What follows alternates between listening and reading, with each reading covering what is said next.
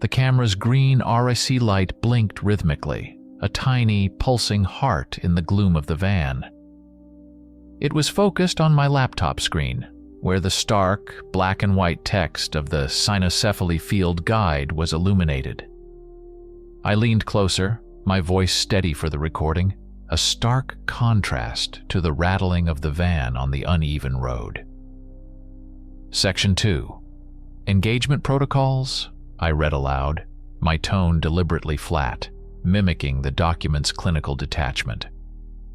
Subject exhibits extreme aversion to high-frequency sound and concentrated ammonia compounds. Ballistic ordnance has proven ineffective due to rapid tissue regeneration. The goal is not termination, but incapacitation and containment. It read less like a monster hunter's manifesto and more like a poorly translated manual for a piece of industrial farm equipment. That's what made it so compelling. That's what made it go viral.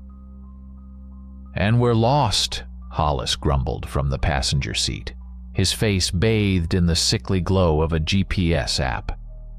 "Signal's gone, completely flatlined 10 miles back.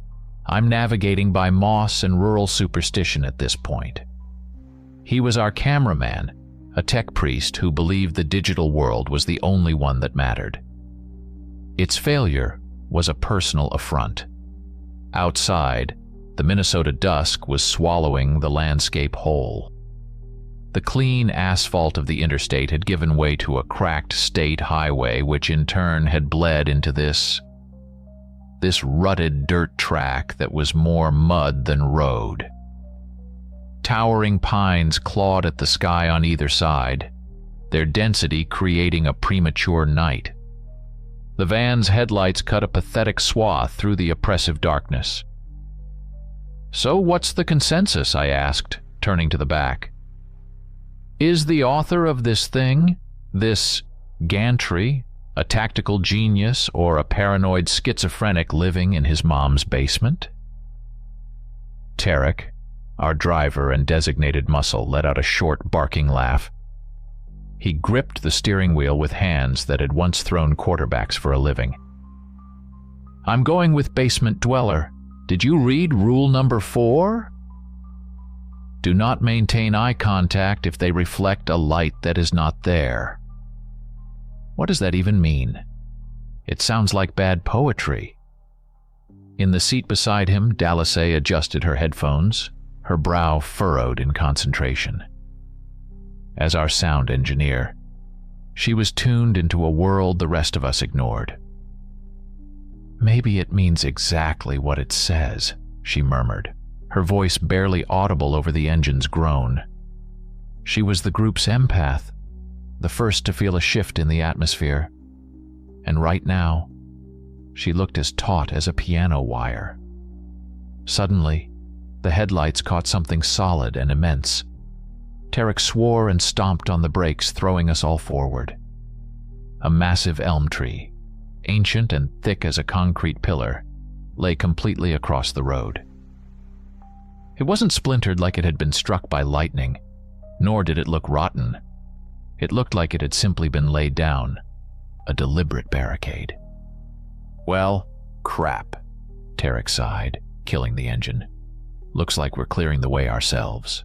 The silence that descended when the engine died was absolute. It pressed in on us, heavy and unnatural. We clambered out into the chilly air, the scent of pine and damp earth filling our lungs. The elm was too heavy to move in one piece.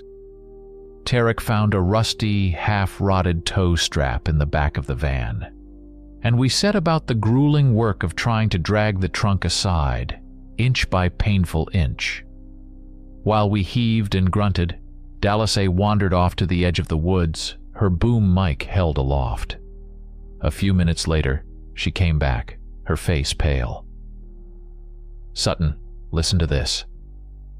She handed me the headphones. I slipped them on, expecting to hear the ambient sounds of the forest, the wind sighing through the pines, the scuttling of unseen creatures. But there was nothing. A dead, flat silence. the kind you get in a soundproofed studio. I pulled the headphones off. The wind was clearly rustling the branches above us. I could hear it with my own ears.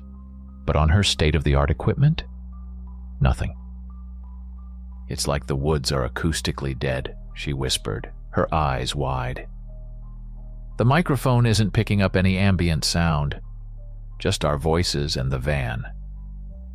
That's when Tarek called out, "Hey guys, you should see this." He was pointing up at another tree, one still standing beside the fallen elm. About 10 feet off the ground, far too high for any man, a fresh gouge was torn into the bark. It wasn't the scattered claw marks of a bear. It was a single deep slash, as if a giant with a chisel had carved it in one deliberate motion. A cold knot formed in my stomach. After another 20 minutes of back-breaking work, we'd cleared just enough space to squeeze the van through. We drove on, the silence inside the vehicle now as profound as the silence outside. A mile later, the trees parted, revealing a clearing. It was the Oroville Heights sawmill. Rusting metal structures stood like the skeletal remains of colossal beasts against the bruised purple sky. A conveyor belt, choked with weeds, snaked from a gaping maw in the main building. It was a graveyard of industry. In the center of the sprawling, junk-strewn yard was a single fortified shack. It looked more like a military bunker than a home. The windows were bolted over with sheets of steel, and a crude perimeter of barbed wire hung with dozens of tiny, tarnished bells encircled it. As we rolled to a stop, the door to the shack creaked open. A man emerged, old and gaunt, his frame swallowed by a filthy flannel jacket. He wasn't holding a shotgun, as I'd expected. In his weathered hands, he held a large steel bowl filled with chunks of raw, red meat. He watched our van approach, his expression not one of surprise or anger, but of a weary, profound disappointment. This was Orson Gantry, the Raven. He waited until I stepped out of the van, his pale eyes fixing on mine. He didn't raise his voice. He didn't have to. His words carried across the yard with chilling clarity. "You've come too early," he said, his voice a dry rasp. "They aren't hungry yet." The inside of Orson Gantry's home was a testament to a life lived in a state of siege. The air was thick with the cloying smells of decay, stale tobacco, and something sharp and chemical like ammonia. Heavy steel bars reinforced the door from the inside, and there wasn't a single mirror or reflective surface in sight. Even the small television screen in the corner was covered with a thick black cloth. It was less a home and more a purpose-built box designed to keep something out. I set up my camera on a rickety tripod, trying to project a professional calm I didn't feel. "Mr. Gantry, I'm Sutton. We're the team that contacted you about the field guide. We'd like to ask you a few questions about your research." He ignored me completely. His attention was fixed on our gear. "Everything that makes a blue light. Put it on the table. Now." He gestured with a gnarled finger toward a scarred wooden table in the center of the room. "Laptops, phones, camera displays. If it glows blue, they can see it. See it from miles away. It's like a dinner bell for them." Hollis shot me a look of pure cynicism, but he started unplugging his equipment. "They can see specific wavelengths of the visible spectrum. That's highly specific for a pack of whatever they are." "They ain't a pack of whatever," Gantry rasped, snatching Hollis's phone and dropping it onto the growing pile. "They're smart, older than these woods." As he turned his back to collect Dallas's audio recorder, I saw Hollis deftly palm a tiny lavalier microphone.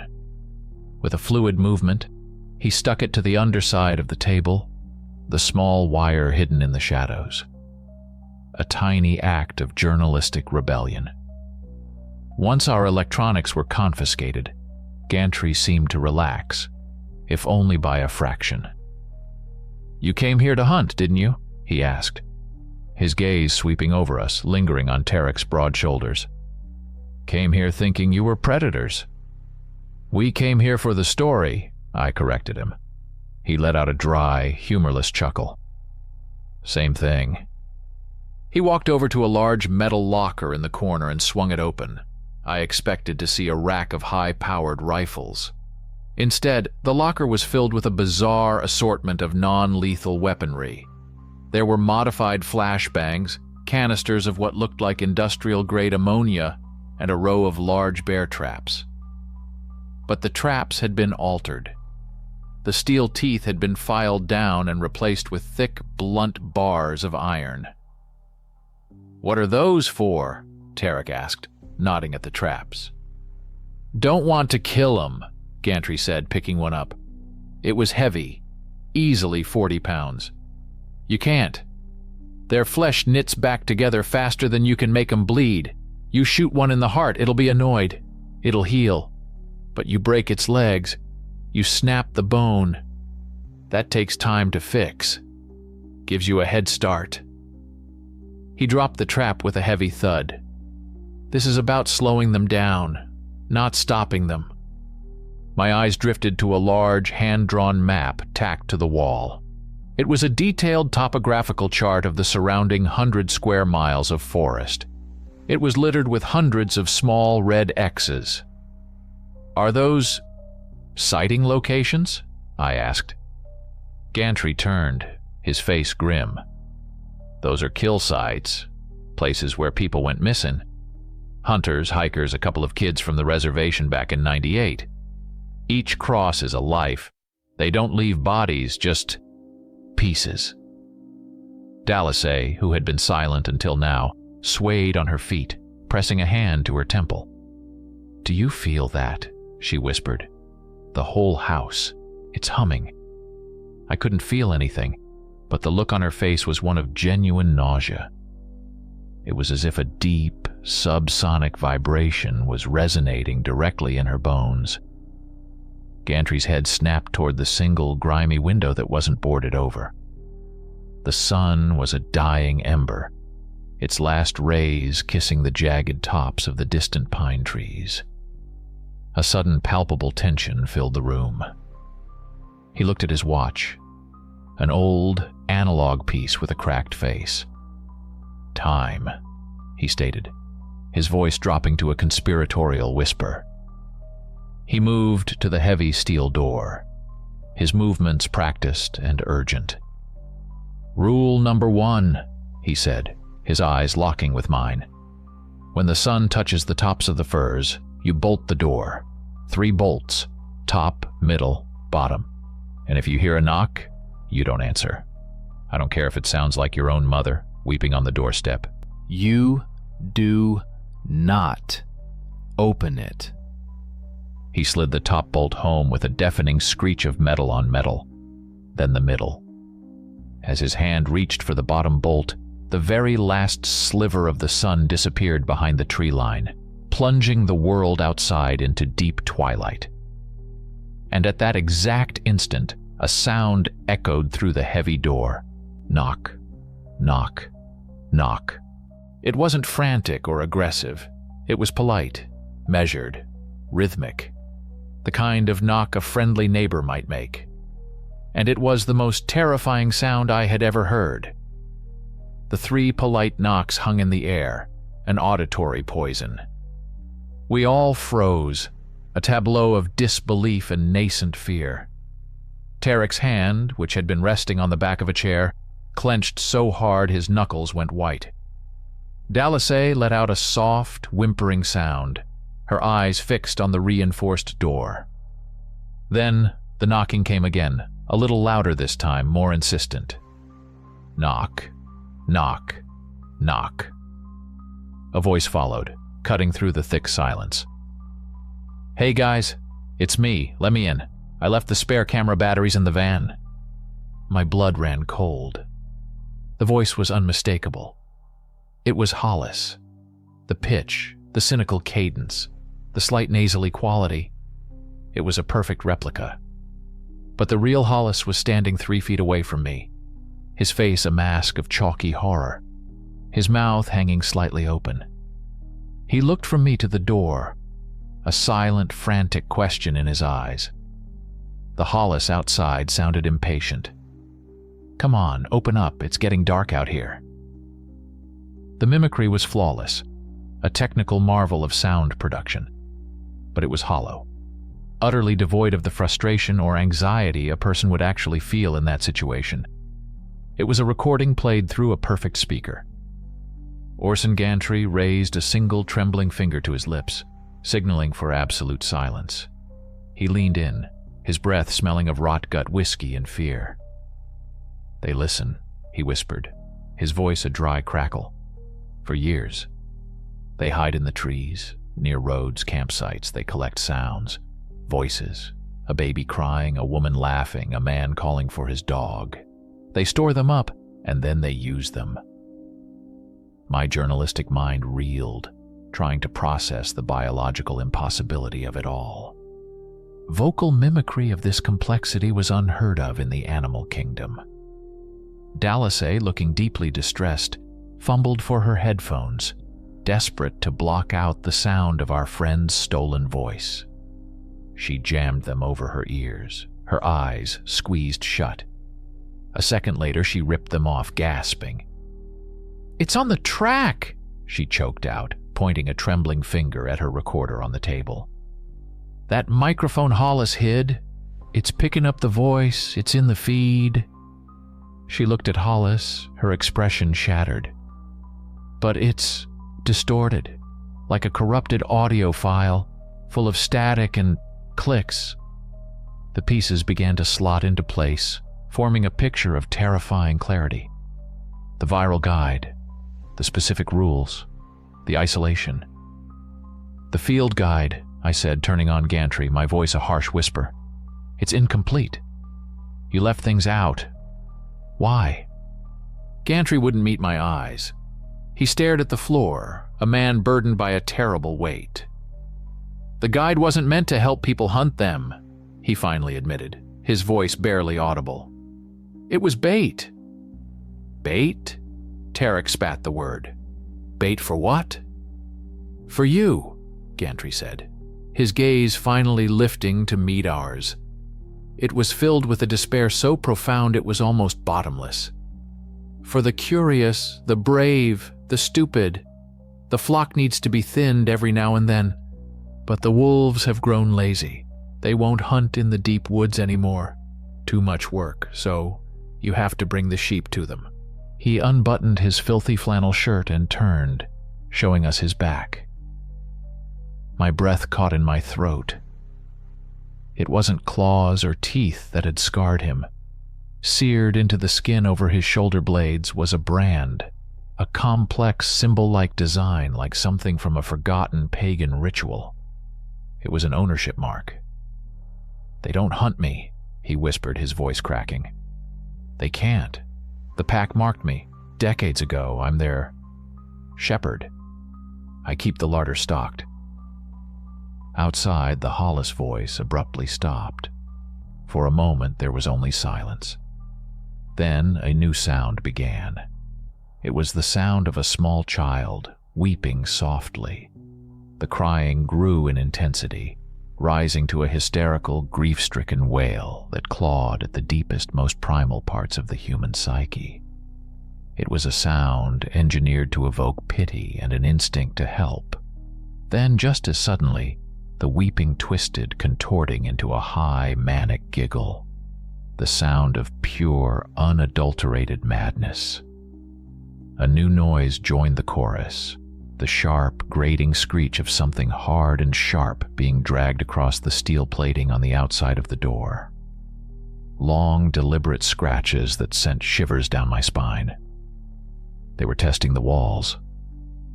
Gantry turned away from the door, his face a grim, resolute mask. He walked to a loose floorboard in the corner, pulled it up, and retrieved a single ornate iron key. He held it up for us to see. It was a key to a cellar, I guessed, an escape route.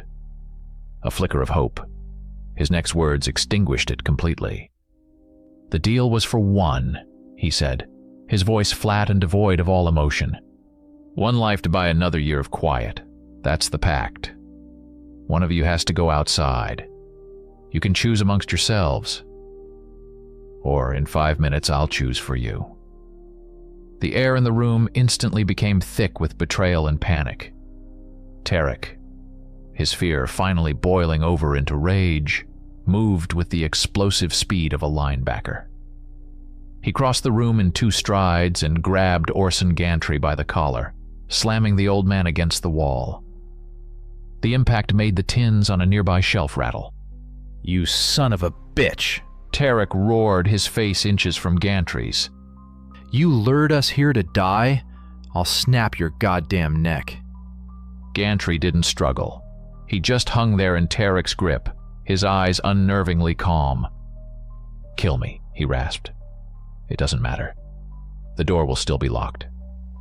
And when they finally get in, they'll be angry. They'll take all of you. My way. 3 of you might live to see the sunrise." While Tarek seethed, Hollis was already in problem-solving mode. He scrambled to the back of the shack, prying at the edges of a metal sheet that covered what might have been a window or a back door. "There has to be another way out," he grunted, his fingers straining for purchase. After a moment, he slumped back in defeat. "It's welded shut. From the outside, this whole place is a goddamn cage." Suddenly, the single bare bulb hanging from the ceiling flickered violently. It buzzed, glowed with an unnatural brightness, and then died, plunging us into near-total darkness, broken only by the faint moonlight filtering through the grimy, unboarded window. "The generator line," Gantry stated, his voice a disembodied presence in the dark. They chewed through it. The scratching at the door stopped. The child's laughter died. A new sound replaced it. A heavy, wet breathing. And it wasn't coming from outside. It was coming from above us. From a ventilation grate set high in the ceiling. A slow, rhythmic, impossibly loud inhale and exhale. Something was in the walls. In the ensuing chaos, Gantry made his move. He stomped his heel down hard on Tarek's instep. As Tarek grunted in pain and loosened his grip, the old man twisted free. In one fluid motion, he pulled a small canister from his belt, pepper spray, and discharged it into the center of the room. The gas hit us like a physical blow.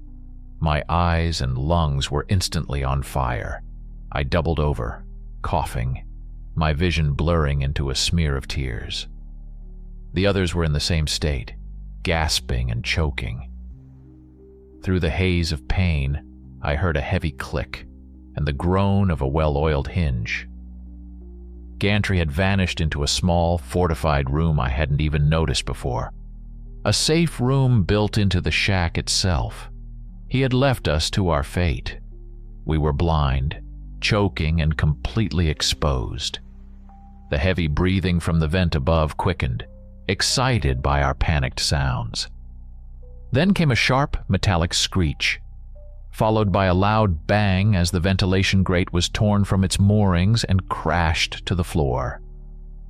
Silence followed for a heartbeat. Then something began to emerge from the black square of the vent. It was a limb, long, impossibly thin, and covered in sparse grayish fur.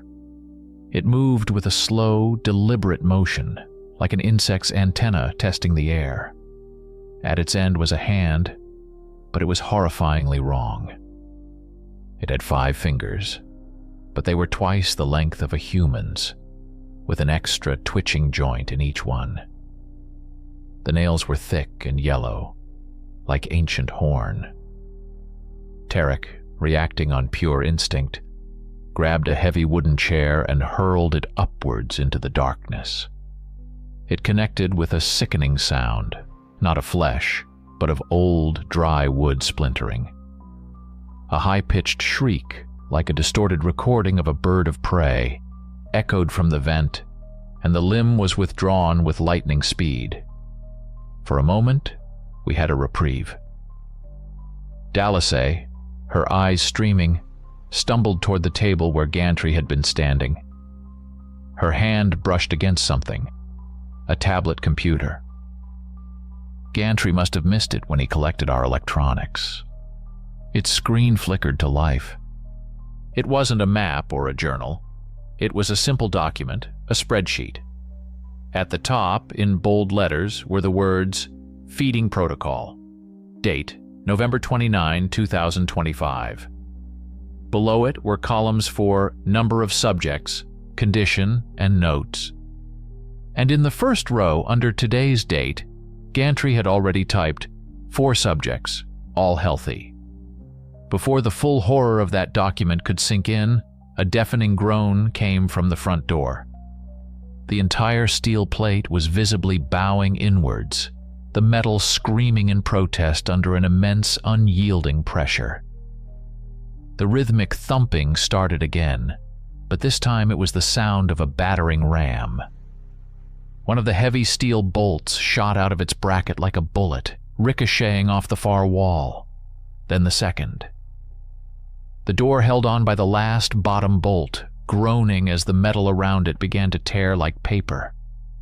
With a final explosive report of tortured metal, the door flew from its hinges and crashed into the room.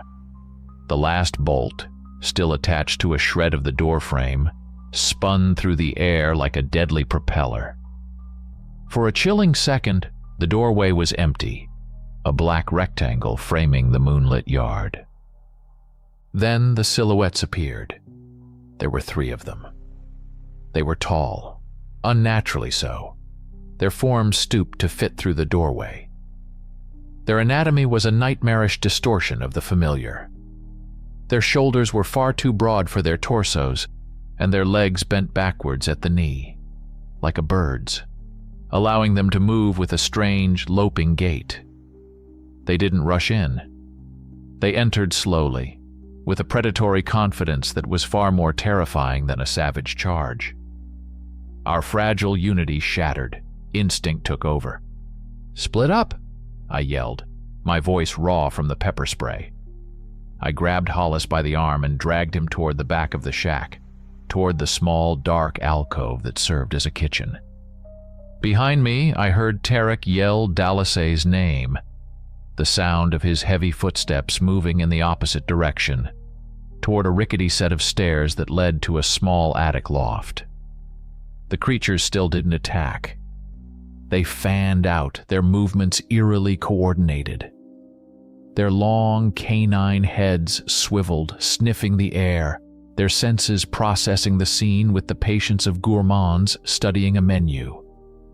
One of them, the largest, bent down and picked up the jacket Hollis had dropped in his haste. It lifted the garment to its elongated snout, inhaling deeply. A low, guttural sound rumbled in its chest, and then with shocking clarity, it spoke a single word, a perfect imitation of my own voice from the van recordings. Holis. My heart hammered against my ribs. They weren't just mimics. They were learning in real time. They were identifying us. Hollis and I scrambled into the kitchen, a cramped space that smelled of rust and spoiled meat. There was no back door, no escape. We were cornered. From above, we heard the sounds of a struggle, a heavy piece of furniture being dragged across the floor. Tarek and Dalasay were barricading themselves in the loft. A moment of silence, and then a new voice echoed from the main room below. It was my voice again, but this time it was filled with manufactured panic. "Tarek, help me! It's got my leg! I'm down here!" The voice was coming from the kitchen, from our direction. It was a strategic lie, a clever trap designed to exploit his protective instincts. "Don't!" I heard Dalasay shriek from the loft. "Tarek, no! It's a trick! Remember the rule!" But the heroic impulse, the athlete's drive to protect his team, was too strong. I heard his muffled reply. "I'm not leaving her." The sound of the barricade being moved. Hollis and I could only listen, paralyzed with fear. We heard Tarek's heavy tread on the stairs. We heard him hit the main floor. We heard him yell my name one last time. The sound that followed was not a scream.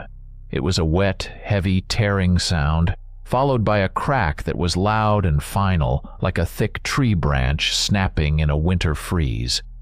It was the sound of a large body being broken. It was over in less than a second. A deathly silence descended upon the shack once more. Hollis looked at me, his face a mess of tears and grime, his mouth opening and closing with no sound coming out. Then, a drop of liquid landed on his forehead. He didn't move. He just stared at me, his eyes wide with incomprehension. Another drop landed on his cheek. It was dark, almost black in the dim light, and thick. I looked up. Through the gaps in the rough-hewn floorboards of the loft above us, a dark, viscous fluid was beginning to seep through. It gathered, swelled, and dripped down onto us in a slow, steady rhythm. Tarek's life, draining away into the kitchen below. Hollis finally looked up, his hand rising to touch the liquid on his face. He let out a choked, gagging sob, and I grabbed him, pulling him further into the shadows just as I saw it. A small, square hatch on the floorboards, almost hidden beneath a pile of rags. A garbage chute. It was our only way out. Down. The garbage chute was a tight squeeze, a claustrophobic tunnel of splintered wood and rusted metal that scraped at my clothes and skin. It dropped us about 15 feet into a pitch-black space below the sawmill, the landing cushioned by decades of damp sawdust and unidentifiable filth. The stench was overwhelming, a vile cocktail of mildew, engine grease, and the coppery tang of old blood. We were in a network of maintenance tunnels that snaked beneath the entire facility. Hollis landed beside me with a pained grunt, his body trembling uncontrollably. But even in his state of shock, his instincts as a cameraman took over. He raised his camera, which he'd managed to clutch to his chest during the fall, and switched on the night vision. The world resolved into a grainy, monochromatic green. We were in a narrow, brick-lined tunnel littered with the skeletal remains of rats and other small animals. The air was cold and dead.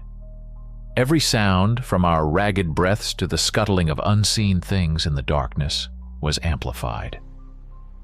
We pushed forward, moving away from the area directly beneath the shack. The tunnels branched and twisted, a disorienting labyrinth. After what felt like an eternity, we found a corroded iron ladder leading up. It took us into the heart of the beast, the primary processing floor of the sawmill. The place was a cathedral of dormant violence. Gargantuan circular saws, each blade a foot long, were mounted on massive arms. Conveyor belts, wide enough to carry entire tree trunks, stretched into the shadowy depths of the building. Everything was coated in a thick layer of dust and rust, frozen in time. The silence was absolute, until it wasn't. With a low groan and a shower of sparks, a motor somewhere deep in the building sputtered to life. A series of loud clanks echoed through the cavernous space as gears engaged. The main conveyor belt, the one directly in front of us, began to move. It advanced with a steady rhythmic clatter, the noise a deafening roar in the stillness, perfectly masking any sound of pursuit. Someone or something had just turned on the power. The belt moved towards us from the darkness at the far end of the building, and it was carrying something. As it entered the pale green glow of our night vision, my mind struggled to process the image. It was Tarek, or what was left of him. His body had been arranged. dismembered with an eerie surgical precision. His limbs were laid out beside his torso, his clothes neatly folded, but his face was untouched. His eyes were wide open, his mouth locked in a silent scream. It was a grotesque art installation, a curated display of terror. It was a message. This is what we can do. This is the care we take. My stomach heaved. This wasn't the work of mindless animals. This was the work of cruel, intelligent artists whose medium was fear. From the deep shadows between the hulking machines, they emerged. The night vision stripped them of some of their mystery, but none of their horror. We could see them clearly now. The long, lupine muzzles, the backward-bending legs, the fur-covered bodies that were a blasphemous fusion of man and canine, and their faces. They had a semblance of human expression. As they stepped into the light, their lips pulled back from yellowed teeth in what could only be described as a smile. Hollis let out a strangled gasp, his camera panning wildly. His lens caught a flicker of movement on a high catwalk that ran the length of the building, near the ceiling. It was Orson Gantry. He wasn't running or hiding. He was standing perfectly still, leaning against the railing, looking down at us. He was watching the show he had arranged. A Roman emperor in his private Colosseum, observing the fate of the gladiators he'd sent into the arena. He had never been a prisoner. He was the ringmaster. "Gantry!" I screamed, my voice echoing off the high steel ceiling. The sound was swallowed by the relentless clatter of the conveyor belt. "Help us! Throw down the ladder!" Up on the catwalk, the old man just shook his head slowly, a gesture of finality. His voice, when it came, was faint but clear over the din.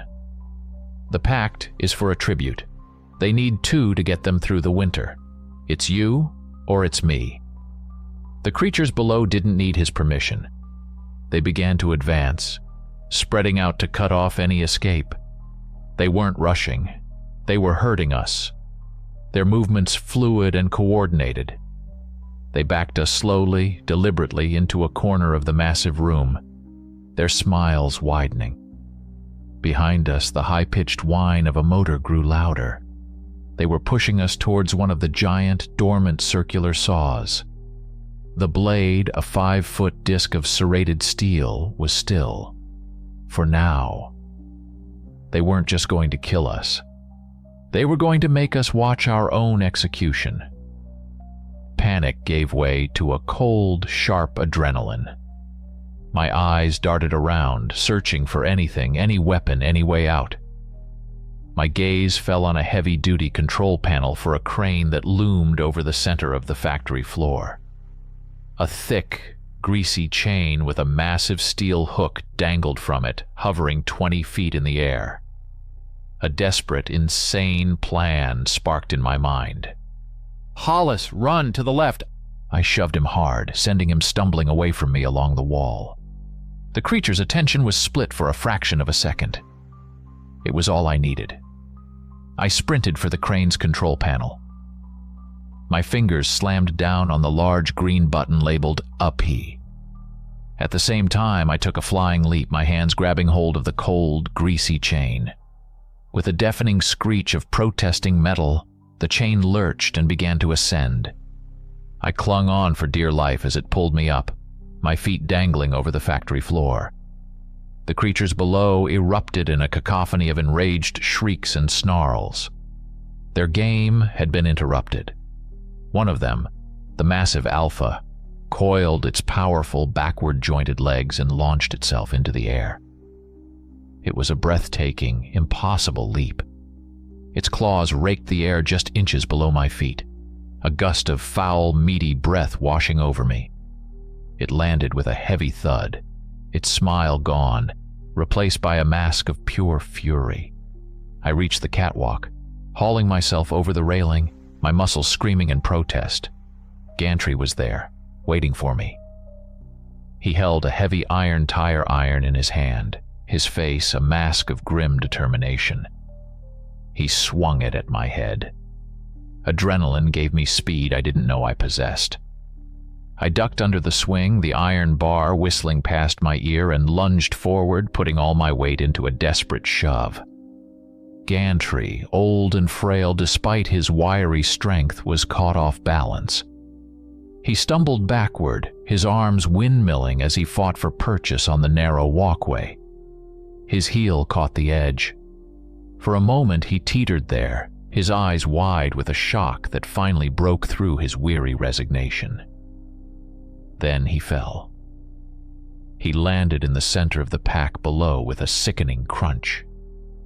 For a moment the creatures froze, their heads cocked in confusion. Gantry, his leg bent at an unnatural angle, pushed himself up on his elbows. He looked at the alpha, the beast he had fed and served for years. "No," he screamed, his voice filled with disbelief and outrage. "You can't. I am the shepherd." The alpha tilted its massive head. It stepped closer to the broken old man. It leaned down until its snout was inches from Gantry's face.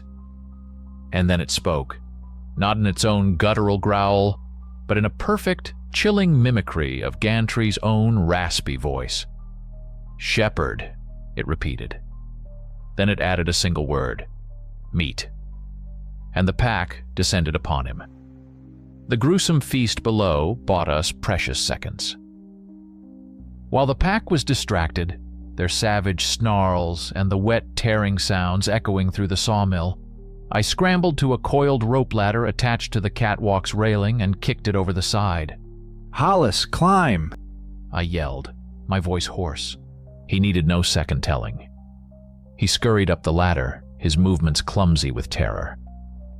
As he neared the top, his hand slipped, and the camera, still hanging from his neck by its strap, swung down and crashed onto the concrete floor below. The lens shattered, but the RX light kept blinking. For a few horrifying seconds, its wide-angle view captured the frenzied, bloody carnage of the pack devouring its former master before the feed finally died. Hollis collapsed onto the catwalk beside me, gasping for breath. We didn't wait. We ran, our footsteps clanging on the metal grating. The catwalk led to a series of upper-level gantries and maintenance passages, a rusty metal web suspended high above the factory floor. The sounds from below began to change. The feeding frenzy was ending. Now there were other noises, sounds that chilled me more than any snarl could. Voices.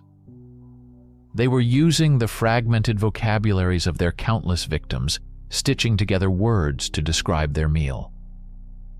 I heard a child's voice say, "salty," followed by an old woman's voice cackling, "tender."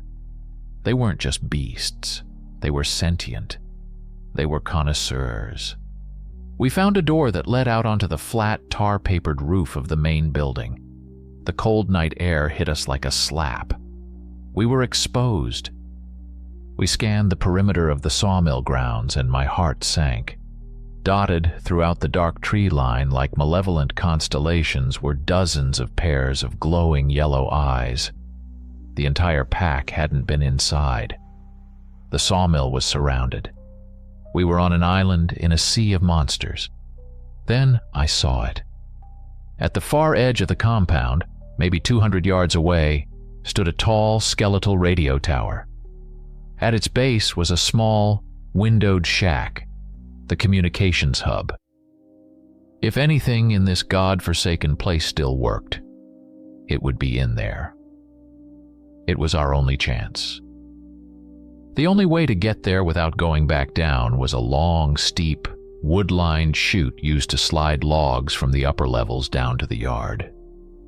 It was a makeshift slide to potential salvation. It was steep, slick with decades of grime and rainwater, and ended in a 20-foot drop. There was no other choice. I went first, sliding down in a controlled fall, the rough wood tearing at my jeans. I landed hard, pain shooting up my legs, but I was intact. Hollis followed. He came down too fast, his landing awkward.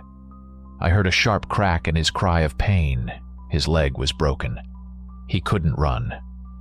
I hauled him to his feet, his arm slung over my shoulder, and half-dragged, half-carried him the remaining distance to the radio shack. We practically fell inside, slamming and bolting the flimsy wooden door behind us. The room was a wreck. The main radio console was smashed beyond repair. Wires hung from the ceiling like dead vines, but in the corner, a single green light glowed on a small panel, an emergency beacon, hardwired and self-powered. It was weak, but it was transmitting. Just as a sliver of hope began to dawn, the scratching started at the door. Low, quiet, exploratory. Then a voice. A soft, frightened, achingly familiar voice. Sutton? Hollis? Let me in, please. It was Dallasay. I got away, the voice whispered, trembling perfectly. I hid in the loft. They're gone now. Please open the door. I'm so scared. Hollis's head shot up, his eyes wide with a desperate, impossible hope. Dallasay? He croaked. I clamped my hand over his mouth hard. I shook my head, my eyes burning with unshed tears. I had learned the rules. I had seen what they could do. Dallasay was in the house. Dallasay was dead, and the dead do not come back. Hollis struggled against my hand, his muffled cries filled with a desperate need to believe. I held firm, pressing my face close to his, my eyes pleading with him to understand. It's not her, Hollis, I whispered, my voice breaking. It's not her. Outside, the creature sensed its failure. The performance of the frightened girl ceased. The voice of Dallasay dissolved, and for a moment there was only the sound of claws scraping against the wood. Then a new sound emerged. It was a low, resonant bass note, a vibration so deep it seemed to hum in my bones. It wasn't a voice anymore. It was the pure, unfiltered sound of the creature itself, a declaration of its true nature. My frantic eyes scanned the small, dilapidated shack. My gaze landed on a red metal box on the wall with the words, "Emergency Flare Kit," stenciled on the front. I tore it open. Inside, nestled in foam, was a single flare gun and one solitary cartridge, one shot. While I loaded the flare, Hollis, his face streaked with tears of grief and realization, crawled towards the remains of the radio equipment. He pulled his phone from his pocket. Gantry had overlooked it in his sweep. The screen was cracked, but it worked. With trembling fingers, he found a live USB cable hanging from the wrecked console and plugged it in. "The beacon's transmitter," he muttered, his voice thick with a new, feverish energy. "It's weak, but it has a dedicated uplink. Maybe I can piggyback the signal. Boost my 4G enough to upload something." "Upload what?" I asked, cocking the heavy plastic pistol. "Everything," he said, tapping furiously at the screen. "The last footage from my camera, the clip of Gantry on the catwalk, his confession, it's all on the cloud sync." At that moment, the two small windows of the shack exploded inward simultaneously, showering us with glass. The cold night air and the thick canine stench of the creatures flooded the small space. They had grown impatient. A long, gray-furred arm snaked through one of the broken windows, its multi-jointed fingers grasping for the door bolt. I didn't hesitate. I aimed the flare gun, not at the creature, but at a pile of oily rags and old newspapers crammed into the corner beneath the window. I pulled the trigger. The gun bucked in my hand and a brilliant red projectile shot across the small room, embedding itself in the pile of refuse. It erupted in a shower of magnesium-white fire. The rags ignited instantly. Oily black smoke filled the room as flames licked up the dry wooden walls. The creature at the window shrieked, a sound of pain and surprise this time, and retracted its arm as the fire flared. Its fur, I realized, must be incredibly flammable. The heat was intense, a roaring wave that drove them back from the windows. Upload complete. Hollis yelled over the roar of the fire. "It's sent! The file is away!" He had done it. Gantry's confession, the proof of what happened here, was out there. It was a victory, but the shack was an inferno. The smoke was choking, and the heat was blistering my skin. We have to go, now! I screamed. We had one chance. The fire was our shield. We scrambled to the window on the opposite side of the shack, the one furthest from the flames, and kicked out the remaining shards of glass. I tumbled out first, landing in a snowdrift that soothed my scorched hands. Hollis followed, his broken leg making him cry out as he landed. Behind us, the radio shack was fully engulfed, a blazing pyre lighting up the surrounding woods and painting the terrified trees in flickering shades of orange and red. The fire had bought us our escape.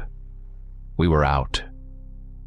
Now, all we had to do was make it through the illuminated forest, back to the van. We were exposed, and the shadows between the trees seemed to be moving. The forest was a nightmare of shifting light and shadow. The fire at our backs cast our silhouettes long and distorted, making us perfect targets. I half-carried, half-dragged Hollis, his dead weight a terrible burden, his pained groans a beacon in the night. The sounds of the pack were all around us. The snap of a twig to our left, the rustle of undergrowth to our right, the heavy panting that seemed to come from every direction at once. They were pacing us, toying with us. After an agonizing eternity, we burst through the tree line into the main yard. The van was right where we'd left it, a beautiful, mundane monument to a world that no longer felt real. "The keys!" Tarek had the keys. Hollis gasped, his face pale. "I have a spare," I grunted, fumbling with the zipper on my backpack with one hand while supporting him with the other. My fingers were numb, shaking so badly I could barely grasp the small piece of metal. Hollis, leaning heavily against the van, turned to watch our backs, wielding the only weapon he had, the heavy tripod from his camera bag. A figure emerged from the darkness of the woods. It was the Alpha. It was larger than the others, its fur singed in places from the fire, a fresh burn scarring the side of its elongated snout. It didn't charge. It just walked calmly into the clearing and stopped about 30 feet away, watching us. Its intelligence was palpable, radiating from it like a cold wave. My fingers finally closed around the key. I jammed it into the lock, the sound of the tumblers turning the loudest noise in the world. I threw the passenger door open for Hollis and scrambled into the driver's seat. The engine turned over on the first try, its roar a defiant scream in the oppressive silence. The headlights flashed on, pinning the Alpha in their beams. It didn't flinch. It took a slow step forward, then another. It walked right up to my side of the van and stopped. Its glowing yellow eyes, ancient and unreadable, stared directly into mine. It was so close, I could see the individual coarse hairs on its muzzle, the flecks of Gantry's blood on its lips. Then it lifted one of its long-fingered paws and laid it gently against the driver's side window. The glass didn't even creak. It looked at me, and its jaw moved. A voice issued from its throat, a perfect, gravelly imitation of Orson Gantry.